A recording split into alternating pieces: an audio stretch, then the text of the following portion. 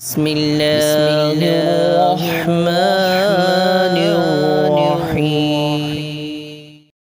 एक आदमी ने कुर्बानी का जानवर ख़रीदा। कुर्बानी का जानवर ख़रीदा, अभी 2, 3, 4 महीने कुर्बानी के अंदर पड़े हुए हैं। तो यहाँ 2 बातें हैं। एक तो ये कि वो साहिब निसाब हो आदमी और उसने कुर्बानी की नीयत से जानवर ख़रीद लिया 2 महीने पहले। अब कुर्बानी से चंद दिन पहले या कुर्बानी वाले दिन उस आदमी ने वो जानवर बेचना चाहा तो वो उसको आगे बेचकर दूसरा जानवर ख़रीद सकता है।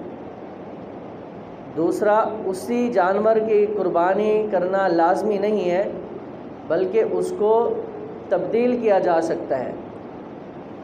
साहिब निसाब के लिए है, उसको आगे फ़रोख्त करके बेचकर दूसरा जानवर ख़रीद सकता है। अब इसमें भी एक मसला सुन लीजिए। अगर उस जानवर को उसने आगे बेच दिया, दूसरा जानवर जो ख़रीदा उसने, उसमें से अगर चंद पैसे बच जाते हैं, वो पैसे इस्तेमाल में ना लाए बल्कि उनको आगे सदका कर दे। और जानवर बेच दिया, आगे बेचा कम पैसों पर, ख़रीद किया ज़्यादा पैसों पर, तो उस पर अजर ज़्यादा है।